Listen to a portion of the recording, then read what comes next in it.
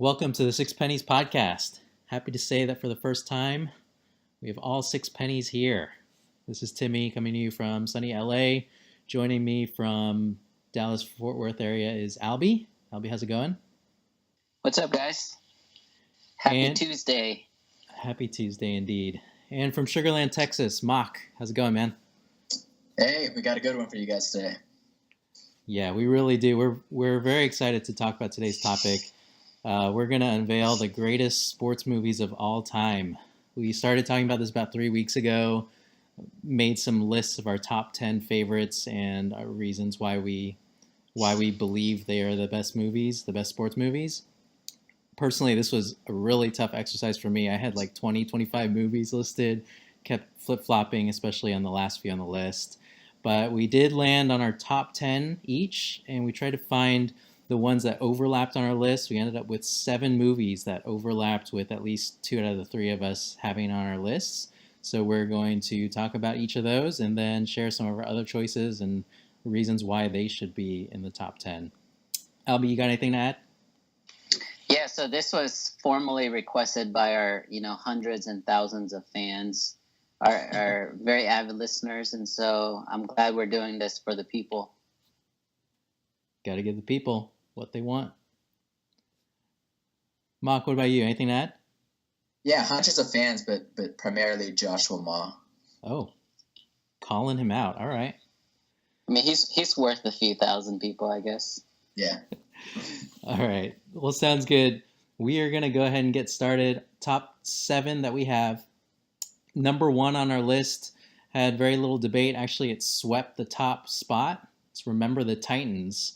What I want to do here, since it's swept our number ones, we don't have to all talk about how great it was, but I do want to ask you guys what your favorite scene is in the movie and your favorite thing is about it.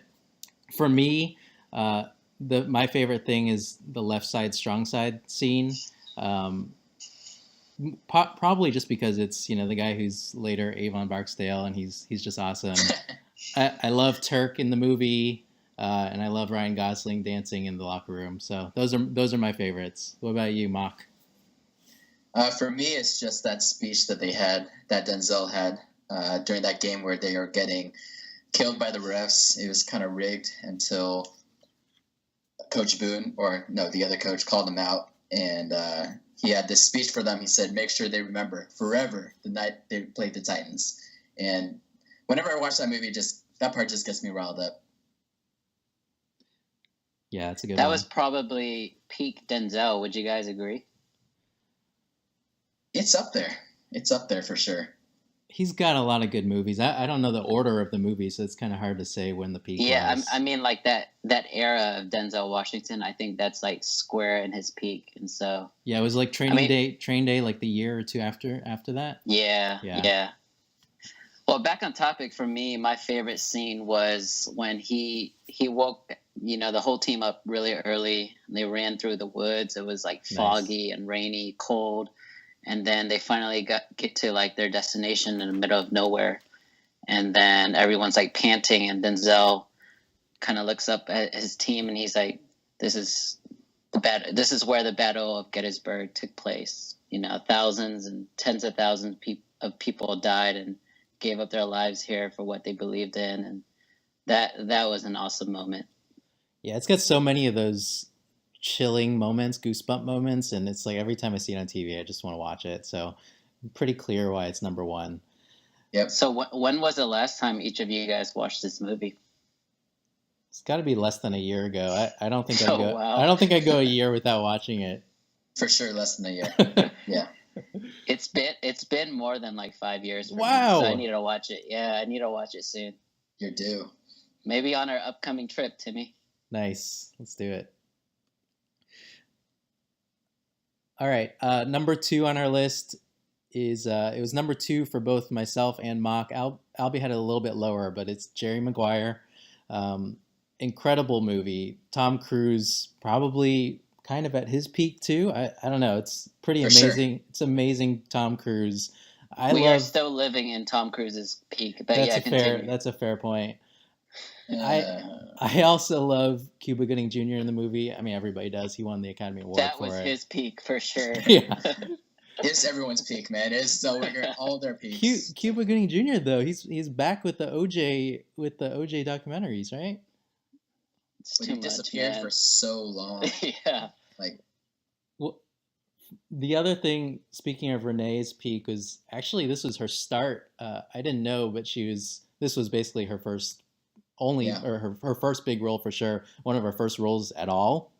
And Oh, when wow. they're casting, they were calling in people like Winona Ryder and Cameron Diaz, trying to find the right person. They settled on Renee Zellweger, and I think that's the amazing thing about her character is that I think a lot of times these directors, these casting people, they try to find like the girl next door, and they just cast somebody super famous and way too not the girl next door for it. But Renee was just perfect for it, and her chemistry with Tom Cruise was so good.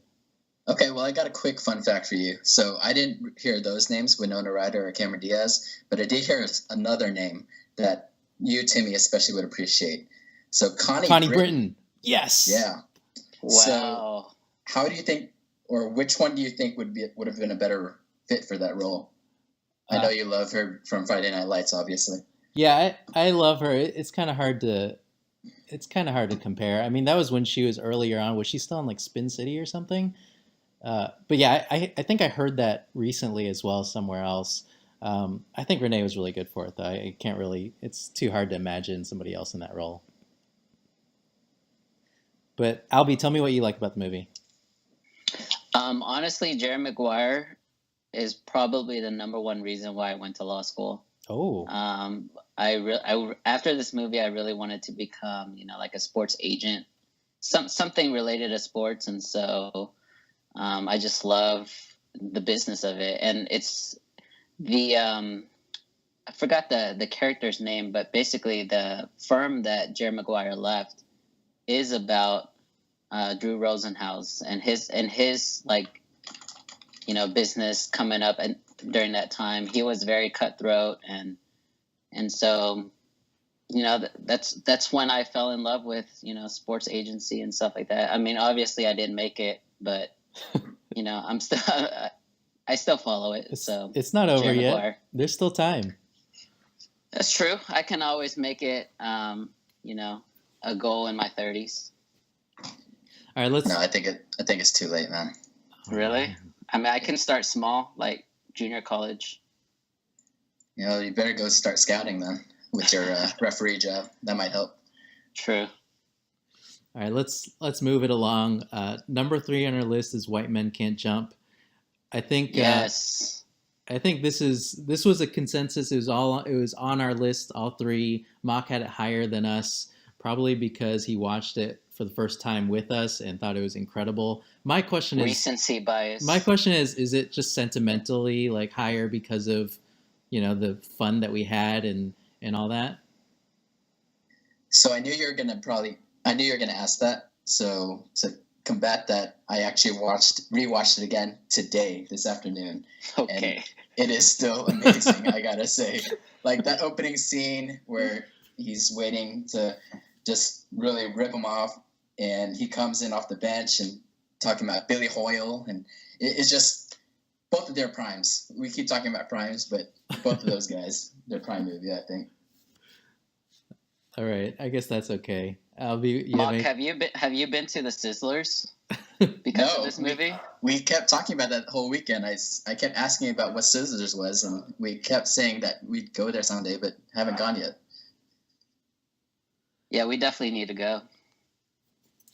What's crazy is I watched the most recent, like, this is kind of off topic, but Anthony Bourdain episode, and he had LA on there, and he had a famous Korean chef, and basically the chef said that growing up, if they did well in school, or if they did something that was good as a kid, their parents would take them to the Sizzlers. So it's pretty funny. Probably because of this movie. Yeah, I keep hearing stuff about a possible sequel, Blake and Griffin. I'm hearing names like Blake Griffin, and I'm not excited about that at all, I gotta say. No. Honestly, if they make a sequel, I think they can still cast Wesley Snipes and Woody Harrelson because I think they'll be hilarious playing like old man basketball, kind of like Uncle Drew. Yeah, I would watch it that for sure. I don't know. I mean, Yeah. Wesley Snipes was already bad at basketball as is. Like he's. It's not like he was that good at it, right? What are you talking about, man? Was he good at basketball in the movie? Like, But he his couldn't but really his dribble follow that through, well. man, on his jumpers, his follow through, dude. Yeah, that's true. Got to keep it up. All right, let's go on. All right. Number 4 on our list is Happy Gilmore. Yeah. Yes. It was in all 3 of our top 10s as well. From the thing I wanted to point out on this is fun fact about Adam Sandler. I mean, most people I guess don't really care for Adam Sandler right now. I don't. I don't think he's that funny. I think he's kind of annoying. But this movie was in 1996. Before that was Billy Madison. 2 years later was Wedding Singer and Waterboy, and there was Big Daddy, Punch Drunk Love. He and Mr. Deeds. That is an incredible 6-year run there. Does anybody have anything like that you can compare it to? I mean, is he underappreciated at this point? I don't think it actually stops there because you can add like 51st Dates, Spanglish. I think that's early 2000s as well. I think Grown Ups even now. Grown Ups is Yeah. 5 years ago. That's amazing. And he's got his Yeah, Netflix deal now. I mean, he's banking. But this was definitely his prime. Yeah, this is an incredible movie. Yeah, Shooter McGavin, the tap it in, incredible stuff. Everything. Did you guys know that the original? You know who was supposed to play Shooter McGavin? No. Who? Mark, I'll give you one guess. Nothing comes to mind. I can't picture another guy with Shooter McGavin's face right now. It was actually going to be the greatest sports movie actor of all time, Kevin Costner. Oh no! And he turned it down. Good. Turned it down. Good. He was busy making the greatest golf movie at the time, but yeah, he turned down that role. Well, we'll talk about Kevin Costner a little more later on, but this is for sure the only golf movie in my top 10. Yes, we do have quite a bit of variance or variety in terms of the sports in this top 10, which is pretty interesting. Like we had football, obviously, but then we had basketball, we had golf, and the next one is baseball. Number 5 on the list is Moneyball, a newer movie. Albie and I both have it in our top 5. This is a great movie. Mock does not have it on at all. Mock, this is like Maury Ball plus numbers. Why don't you like it? I'm surprised you like it as much as you do. I mean, I see the Maury part and the fantasy sports part, but I didn't know you're that much of a baseball guy. No, I'm not. I'm not a baseball guy at all. That's just how good the movie is. Yeah, I was gonna say they do a really good job of explaining it to casual viewers and making it interesting, even for people who don't love baseball. I mean, I understand baseball. I know it. I just don't really watch it that much. Or no, that's true. Yeah. I know I watched this with my wife, who she claims she hates sports movies, but when I was going through this list with her, she's seen all of them, and I'm pretty sure the only reason she watched this one was because of Brad Pitt. So they did a good job casting there. Then. Yeah, I guess that's the other question I have. Brad Pitt was really good in the role. Albie, do you think this movie would have been as good if it was Leo or Matt Damon instead of Brad Pitt? That's an interesting question. I say no. I think Brad Pitt is really good at portraying really emo scenes, emotions, and I think he just nailed the character of Billy Bean perfectly. So I think they casted perfectly. I'd say no. I like Brad Pitt in this role. Yeah, and plus the writer is Aaron Sorkin. Yeah. And I love Aaron Sorkin. So yeah, I love this movie. I love the book as well, and so this was the perfect storm for me. Dang, you read the book? I read the book. Yeah. Even I read the book. Yeah. Wow. Okay, that's legit then. I did not see that coming. I actually rewatched this movie over the weekend, and it was really good. Mock, you need to just rewatch it, I think. I guess I need to give it another chance. I mean, it's top 15 for me. It just didn't crack my top 10. 15? Yeah. It's top 5 for us. Another movie that I rewatched just the other day was Angels in the Outfield, which is number 6 on our list. I didn't even have it on my list, but you guys both have it in the top 5. And I was embarrassed because I didn't remember much of it. It was really good. I mean, I can't bump it up to 10 just because of this most recent viewing, but I did not. I totally forgot that's Joseph Gordon-Levitt, who's awesome, and McConaughey's in it. Tony Danza. You got Doc from Back to the Future. It's really good. Yeah, Yeah, that cast was littered. stacked. Yeah, it's littered with A-listers. Yeah, for me, if I had to, list out the short list of movies that, made a big impact in my life as a child, it would be like Braveheart and Gladiator and definitely Angels in the Outfield. I love this movie. Yeah, I still think about this movie all the time. I feel like whenever we're talking about sports or when the playoffs, NFL playoffs coming or in the middle, Super Bowl's coming up, NBA playoffs coming up in a couple months, I'm always just telling people to believe. And that all stems from this movie. When they start waving their hands up and down like angels and the whole crowd doing it, it was an incredible scene. You got an angel with you now. Yep. It's a good one. I have been on a kick of rewatching all these movies since we started this topic. So number 7. Did you lose your job or something? No, You're watching like 2-3 movies just a day. hanging out at home, watching them at night. Number 7 on our list. Second job, man. Pretty much. Number 7 on the list. The last one that we have has any commonalities. Mock and I both had it. It's Mighty Ducks. Albie doesn't have it on his list. Mock, I wanted to ask you, do you have Mighty Ducks 1 or 2? Because I rewatched both, of course. Not 3, because 3 is not as good. But 2 is, I think, way better than 1. Yeah, 2 is better than 1. It's just a better storyline, I feel like. But 1 kind of set the precedent. So I kind of lumped them both together. It's probably cheating, but I count them both together when I say Mighty Ducks. Same here. That's the same thinking I was going for. Like I couldn't put both of them on here, so it's just Mighty Ducks in general. Albie, why don't you have it on your list? It's not that I didn't like Mighty Ducks. It's more that I just came out with 10 movies that were better. Yeah, I'm not sure about that. I will say, though, shout out to Kenny Wu in the movie. He's basically like present-day Nathan Chen. I don't know if you guys know who Nathan Chen is. No. But he is the first figure skater that has nailed 5 quad jumps in one act. And I think he did it either yesterday or the day before. Get ready for him in the Winter Olympics. Nathan Chen. I don't know anything. It's like quadruple axles? Because I don't think I've seen that. Yeah, so there's like quadruple axles, luxes, things like that, but he landed 5 of them. That's like insane. Didn't know you were so into figure skating, Albie. That's what I do, that's man. Cool. That's cool. It's my second job, figure skating. All right, so that's our top 7. Those are the ones that made it onto our list collectively.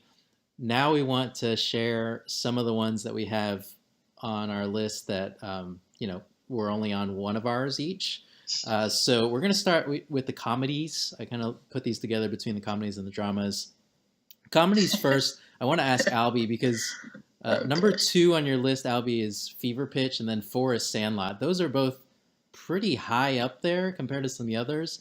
Why do you have those 2 movies so high? So first of all, Fever Pitch is probably the greatest rom-com ever created. I think everything about that movie is like so applicable to my life. I think the first time I watched that movie, I was like really obsessed with the Mavericks. And so it just really applied to how I was living and, like trying to make sacrifices for a girl and things like that. But what's awesome is I recently made my fiance watch it. And, most likely when you make your fiance or significant other watch something, they'll watch it, but they don't really, really genuinely like it. But for Fever Pitch, she loved it. She doesn't like it. I hate to break it to you. No, it made my week. It made my month. It's just awesome. This is Jimmy Fallon peak. This is Drew Barrymore peak. I just love this. You gotta believe in things bigger than yourself, and that's what Fever Pitch is all about. It's a good movie. I like it too. It's not in my top 10, but I know Albie doesn't like Jimmy Fallon. I mean, Mock doesn't like Jimmy Fallon, right? Yeah, Jimmy Fallon doesn't really have a peak. It's just a bunch of valleys. Wow. But Drew Barrymore, her peak would definitely not be this movie. I think it's 50 First Dates, hands down. Yes, that's a good one. This movie set up her role for 50 First Dates. Well, tell me about Sandlot then, because I think Mock and I both forgot it on our list. But why is it so high up your list? Yeah, so yeah, earlier I mentioned Angels in the Outfield and other baseball movies, but Sandlot, I just remember like having sleepovers with friends or having Saturday parties after soccer or whatever, CCs, things like that, and we would always go back to watching either The Sandlot or The Big Green. And Sandlot we just loved, and it has a special place in my heart. Plus, sentimental you value. You have Darth Vader. I mean, you can't beat that. Sentimental value. That's huge. The one comedy I have on my list that you guys don't is Karate Kid, and that's oh my gosh. That's not the old one. That's the new one with Jackie Chan and Jaden. Oh no! Don't worry. You're losing all credibility right now. Don't worry. I watched it again just the other day as well, and it was so good. I can't believe you guys don't like Karate Kid. Like Jackie Chan. You guys don't like Jackie Chan? I like Jackie Chan. He's good in the movie, and like Jaden is cool. It's like really touching. I don't understand what you guys have against that one. It was tough for me. like Jackie Chan when he's with like Owen Wilson. Shanghai Noon, yeah. And Chris Tucker, you mean? Yeah, I mean Rush Hour is good too, but definitely not in Karate Kid. And plus, Jackie Chan isn't karate; he's kung fu. Yeah, it is kung fu. That was something that they made really clear in the movie, and I thought it was strange that they kept saying it was kung fu, even though it's called The Karate Kid. But nonetheless, it was good, man. And maybe it's recency bias too. I like a lot of newer movies. Let's hope so. Okay, Mock. Well, you got some explaining to do too, because you have The Replacements as number 6 on your list. And you have Cool Runnings, which is a good one. Cool Runnings was a little underrated, but The Replacements, I had to look it up because I forgot, and I still don't really know much about. I don't really remember that much. It's Keanu, right? Yeah, it's one of my favorite Keanu movies. I think outside of the Matrix series, this is his best movie. What about John Wick? Oh, John Wick is it's okay. We'll have to see how the second one does coming up. But The Replacements, I love the story because I love underdog stories to begin with, and this is just one of the ultimate underdog stories. Pretty much, these spoiled NFL players go on strike, and they get all these replacement players in off the street from the supermarket. It's kind of the Kurt Warner story, but then Keanu comes off of his boat and leads them to the playoffs, and it's just great. I love it because it's gives us the whole message, like glory lasts forever, and this one quote he has when he's asking Keanu to come to the game on TV, he's like, "We need heart, miles and miles of heart," and so I always remember that part. Keanu is like the perfect character to play as a underdog. Yeah, exactly. It's so good. And then you have Cool Runnings kind of rounding out your list towards the end there. And Albie and I guess left it off, forgot about it. I don't know. I enjoyed it at the time, but it's definitely not a top 10. Contrarian play. Why? Contrarian play. Is that all you're going for, Mock? You're just trying to be different, or why is it up there? No, I love that movie, and it's another underdog movie. People realizing that they have what it takes, coming to believe in themselves, and it was just really funny. Growing up, when I watched it as a kid, I need to rewatch it probably, but when I watched it as a kid, I remember it's cracking up all over the place. Okay. I'm cracking up listening to you talk about that. I don't know, man. If you only watched it as a kid and you remember it being good, like you had to have seen other movies since then that were better. Like, well, yeah, a bunch of parts, like "Kiss My Lucky Egg," and when he's looking in the mirror and like, "Tell me what you see," and he's like, "I see a bad mother." It's so classic. All right. Albie, you also have one more comedy on your list. You guys like comedies more than I do for sports, but you have Dodgeball as number 10, and that's a great one. That's another Ben Stiller classic, but why is that so high for you? So I wouldn't say this is a great movie. In fact, this is probably a really bad movie. But the reason why this has, sentimental value for me is after watching this movie one summer with a bunch of our friends, we decided to buy, like 10 dodgeballs, go to the nearest tennis court and play. We played dodgeball. Like I've never seen such coordination and such motivation by 10, like, just people getting together. And so that's why, dodgeball's awesome. Plus it's like, there's a lot of great one-liners in that movie. And you have the pirate. The pirate was my favorite character. So yeah, Chuck Norris cameo. Oh yeah, Chuck Norris. Yeah, the thumbs up. It's But solid. yes, that was a really fun night of dodgeball. But I will say this: every time, I feel like dodgeball always sounds like a better idea than it is, and it always ends the same way. Every single game, it ends when someone, you're normally a girl, gets hit in the head unsuspectingly, and then I do remember and then the game completely ends. Yeah, every single dodgeball game I've ever played ends like that. Yeah. So rule number 1 should be no girls. All right. We gotta maintain the half, maybe less than half of our audience. All right, those are our comedies. We'll move on to our dramas, and I'm gonna start with Rocky and Creed. I can't believe neither of you has a Rocky movie on here. Obviously, I didn't want to put more than one, so I just picked my favorite, which is Rocky 3, where it's against Mr. T. Rocky 3 is incredible. I mean, the Rocky movies in general, they're just so, I don't know, they were just inspiring, and they're like fun to watch. What was Rocky 3 about? Like he lost to Mr. T and then he fought him again, or what? I forgot. Mr. T, he lost to him, and then Mickey died because of that. And then he had to come back, and he came back and trained in LA with Apollo Creed. Oh yeah, I remember now. It's pretty good. A lot of spoilers, man. Oh, sorry. I don't know. And just the name, Clubber Lang, like, incredible name. Rocky, I mean, the Rocky series for me is way up there. That's why it's number 3 on my list. And you guys didn't even have it at all. Like, do you guys not like Rocky? Same with Creed. I have Creed probably for recency bias, and I love Michael B. Jordan, but that was number 9 for me. I fully admit I knew you were going to put at least 2 Rocky movies in your top 10, so that's why I decided to, not put them in mine. All right. Yeah, and I've actually never seen any Rockies. Oh, no. Sorry. Wow. Credibility gone. I'll watch it after Wonder Years. Yikes. True. Don't watch the Wonder Years. Before Wonder Friday Years Night is Lights. good. Wonder Years is good. All right.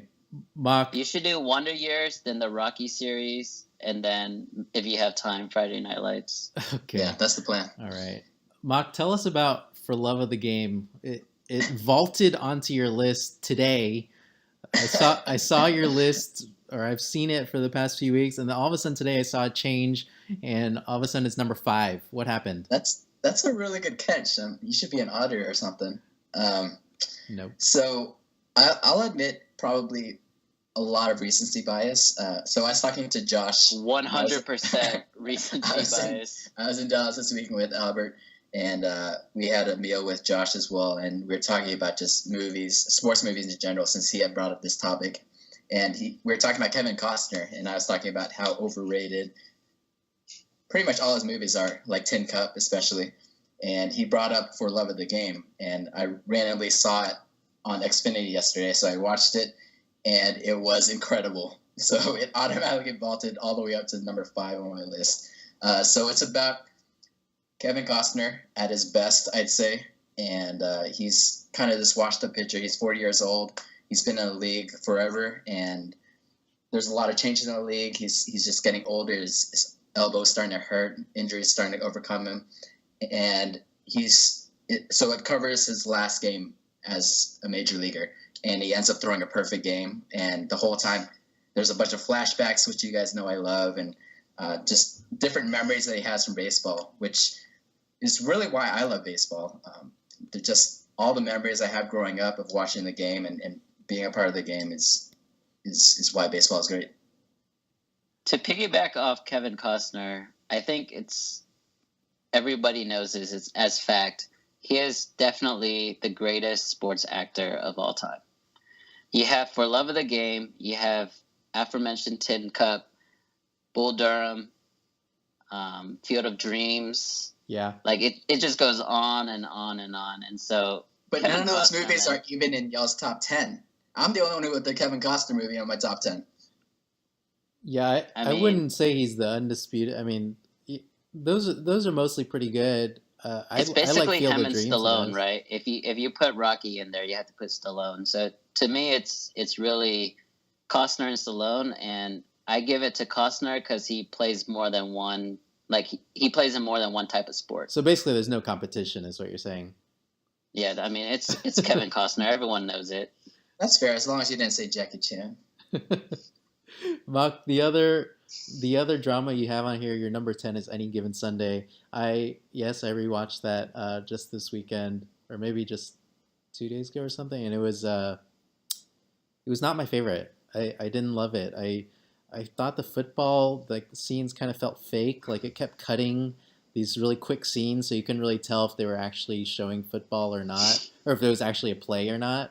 And that's a big thing for these movies. I want to see like real sports happening. I don't know if there was many real sports scenes. Yeah, so Any Given Sunday, the reason it's on my list, I think it's Jamie Foxx. I'll say Jamie Foxx peak in that movie. No, I disagree. Keep going. But the whole reason it's on here, the only reason it made it onto my top 10 is because of that one speech from Al Pacino in the locker room right before the last game. Yeah, it was an okay, great speech. It was a good speech. I didn't think it was that incredible while I was watching the movie. Going to Jamie Foxx, though, this was actually one of his first movies. They actually wanted to cast Will Smith, is what I read. Oh. So yeah, imagine if Will Smith was in the role. Which is one of many roles that originally was going to go to Will, and then Jamie took. Like Django? So, that movie, Django, and I think another one as well. But speaking about the Al Pacino speech, it is like widely regarded as one of the best sports like movie speeches out there. Yeah. All right. I guess I agree with Mock there. If it's just for the speech, I guess that's okay. My other top 10 that was not on yours that's a drama is Coach Carter. And I don't know. I think I just love basketball, and that's one of the better basketball movies in terms of like the actual basketball being played there. Samuel L. Jackson is really inspiring, and he's like, getting this high school team to like pick up their act, and they start running and gunning, and it's kind of fun to watch. And it's also Channing Tatum's debut, which is pretty funny. Channing Tatum was in that movie? Yeah, I read that on IMDb, that they had to like teach him how to play because he didn't really know how to play. Oh, he was on the team? Yeah, he's on the team. Oh, okay. I didn't know that. Yep. Just for that fact alone, I'm never going to rewatch Coach Carter. Oh, wow. We'll talk about Channing Tatum some other time. Albie, last one that you have on your list, I did watch this as well on Saturday, Rush. And I think you added it. Rush is a great movie. I think you put it on there after I initially had it on like my list too. No, I admit, you put it on your list, and at the time when I was listing these movies out, I completely forgot about Rush. But when I saw you put it down, I was like, oh my gosh, how did I forget? I mean, it was a great movie. My friend Michael Wang was the one who told me about it. Shout out to him, actually. He's getting married in a couple of days. But I just love Ron Howard movies in general. I think they're beautifully done. They're written, nicely. And this is probably Hemsworth, his peak. So, Rush. Have you seen this movie, Mark? Yeah, I've seen it. I just don't know if I qualify it as a sports movie. Yes. That is my problem too. It's very good, but is car racing considered Formula One racing considered a sport?